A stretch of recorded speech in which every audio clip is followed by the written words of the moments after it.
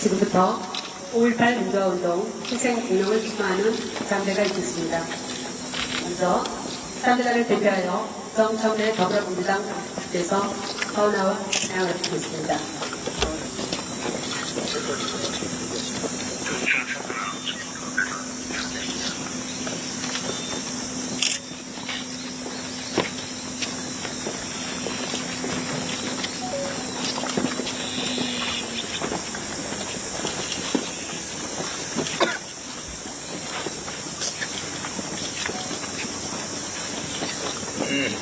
세 번 주장하시고 뒤로 두 걸음 물러친 다음에 장자를 올라오시면 됩니다.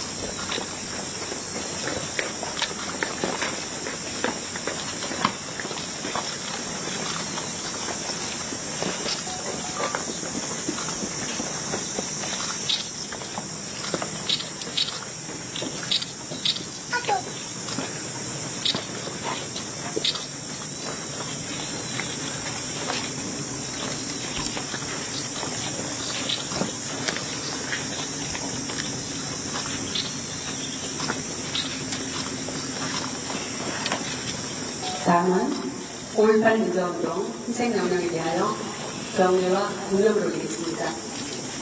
5.18 민주화운동 희생명령에 대하여 경례. 바로 일도 묵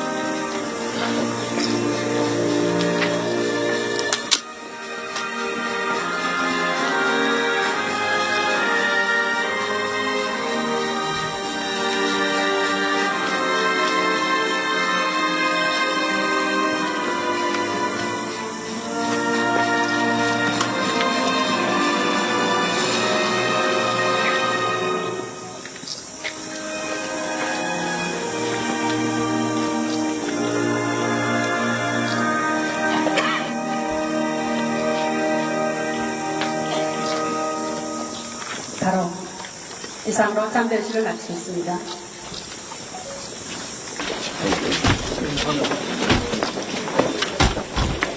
이순 열사는 79년, 윤상원 열사가 80년 5월 27일 날 사망했는데 고천에서 총에 맞아서 대변인 당시에 전남대 법대를 나와가지고 사회생활 하다가 이제 대변인을 하게 돼, 5.18 때. 마지막 날 도청에서 사망을 하셨죠. 근데 그 박기순 열사는 전남대학 대학을 다니고 야학을 했어요. 그러니까 80년 5.18 전에 야학 과정이 연탄가스로 이제 사망을 하지요. 따로따로 묻혀 있다가 81년 12월에 두 분을 영혼 결혼식으로 올려줄 때 81년 12월에 그때 불렸던 노래가 이물리안 행진곡. 예, 우리 백기환 선생님의 맷비날이라는 그 가사에다가 곡을 붙여서 지금도 저기가 있는데 그 터전이 우남동에 가보면 요즘 물난리단 그곳에 가보면 거기서 다 천으로 맞고 꽹과리하고 녹음기 테이프로 녹음해서 이게 보급되기 시작한 것이 그 이물리안 행진곡입니다. 그런데 여기 윤상원 열사, 박기순 열사 의장은 5.18 김해역 방울동 86년도 5월달에 처음 왔었는데 그때 제가 윤상원, 박기순 여행전 그때도 그것은 여기 그 정도 있잖아요. 김해역에 처음 한데 여기 이제 윤상원 여기 당시 전남대 의대생들이 와서 그 앞에 이렇게 물더라고요. 그런데 그때 학보살이라 늑보를 왔기 때문에 무슨 사연인지 들어갔더니 처음에 3대 이제 윤상원 방선도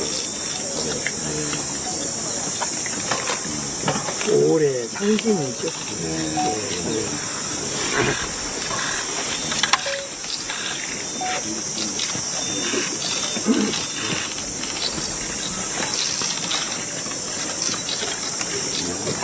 이한열 열사 묘미 저쪽에 있는데 구묘역에 가요. 네. 이번에 그러면 우리 저 한강 소년인가? 문장 열사는 어디 계세요? 이쪽에. 저쪽이요? 네, 잘 알다시피 소년이 온다 주인공 동호.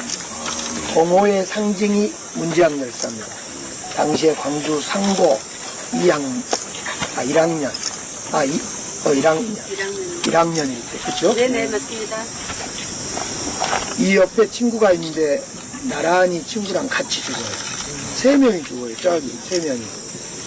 그래서 친구 때문에 이제 거기 떠나지 못하고 결국 도청에서 역시 죽게 되는데 이 문지양 열사야말로 이제 한강 소년이 온다. 여러 소년들 중에 한 사람이 돼 있는 거예요.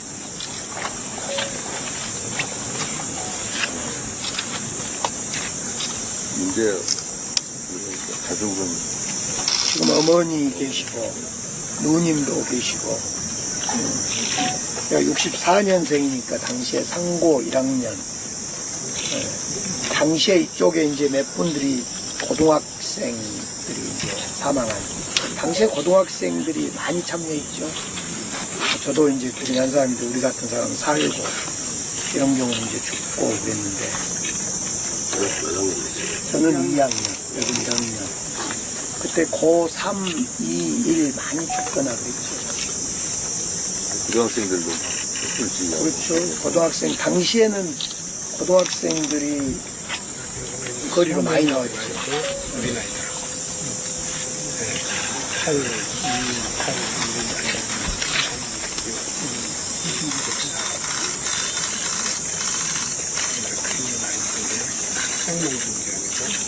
사진대로 참 어린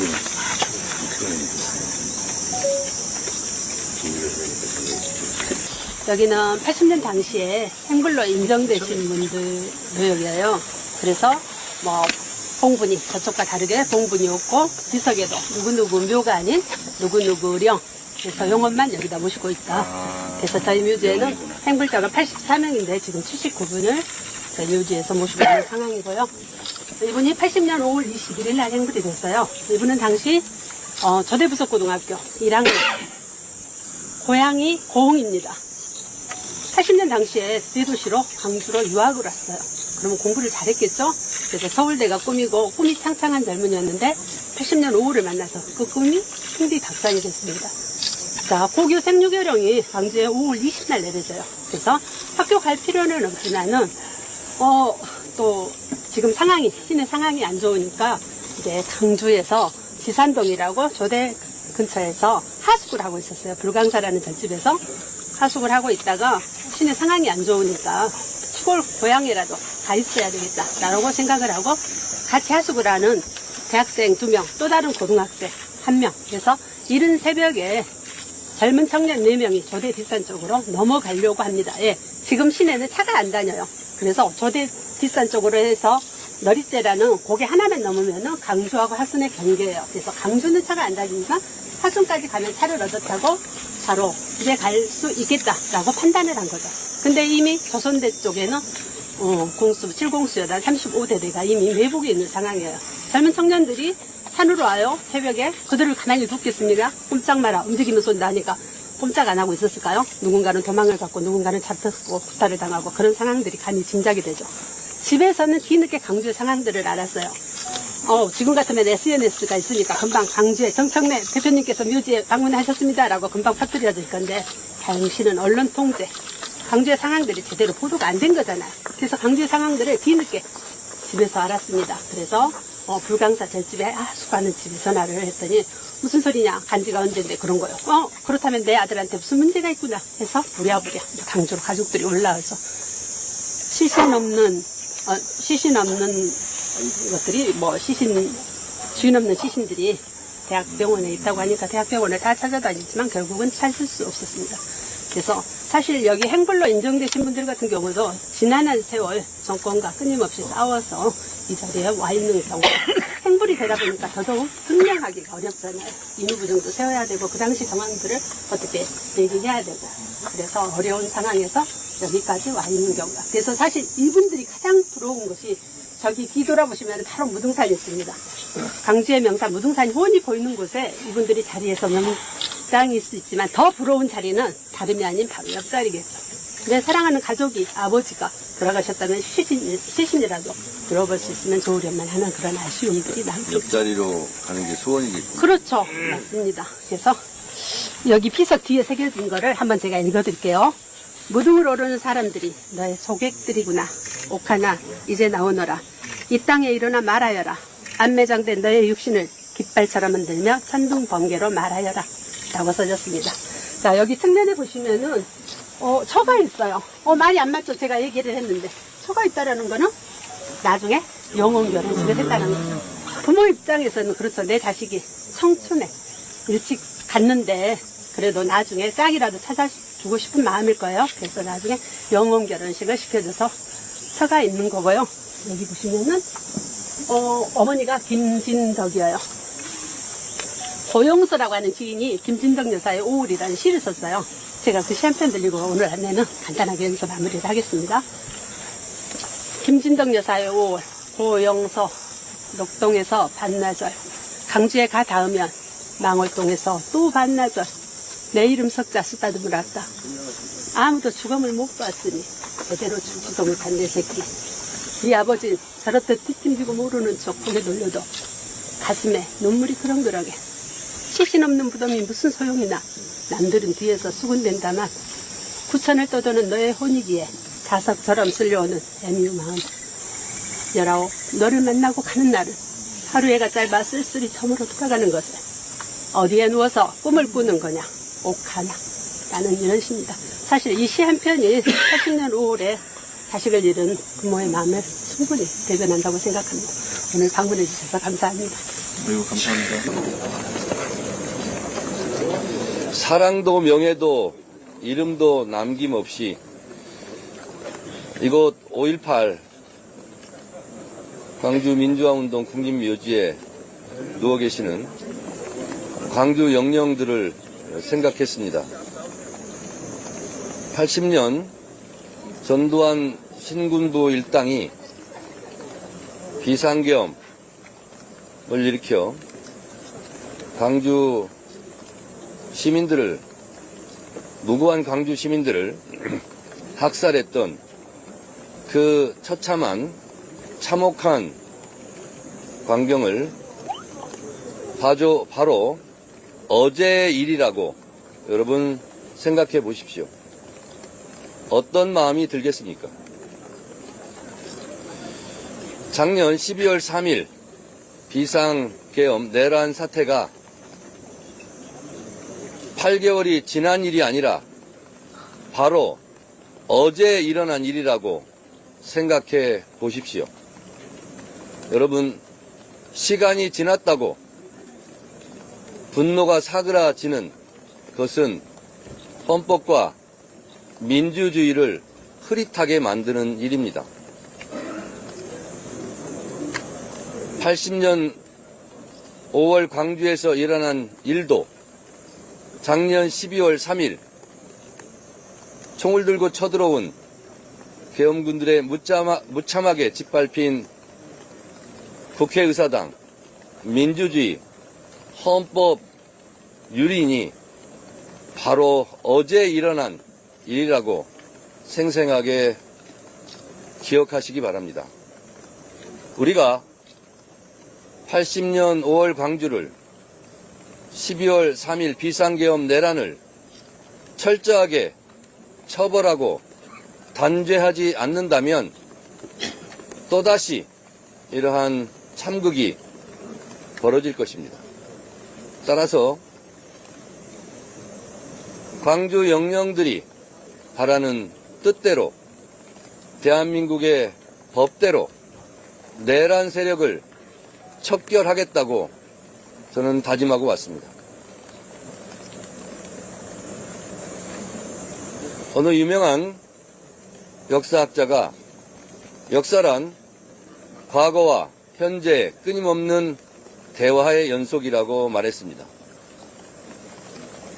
어제의 역사가 오늘의 역사와 관계없는 것이 아니라 같이 점처럼 물처럼 연결되어 흐르고 있다는 것을 우리가 기억해야 할 것입니다. 어제의 죄를 벌하지 않았기 때문에 미래의 범죄에 용기를 주지는 않았는지 우리가 다시 한번 5.18과 12.3 비상계엄을 생각하면서 오늘 이 자리에서 광주 영령들께 다짐해야 되는 우리의 시대적 책무가 아닐까 그런 생각을 했습니다. 한강 작가가 말했듯이 과거가 현재를 도왔고 광주 영령들의 죽은 자가 오늘 우리의 산자를 구했습니다.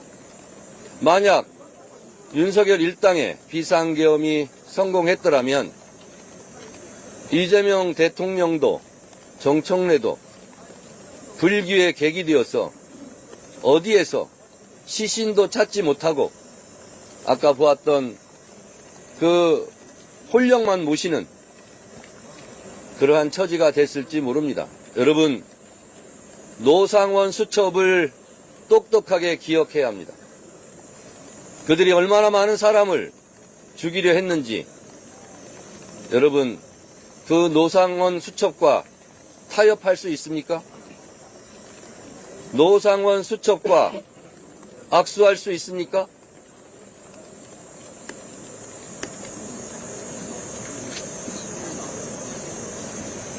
(12.3) 비상계엄 내란의 책임자들에 대해서 철저하게 단죄하지 못한다면 언제 또다시 윤석열과 같은 그런 참혹한 짐승과도 같은 그런 독재자가 다시 나타나서 대한민국의 헌법과 민주주의를 유린할지 모릅니다. 그래서 이 시점에서 끊어야 합니다.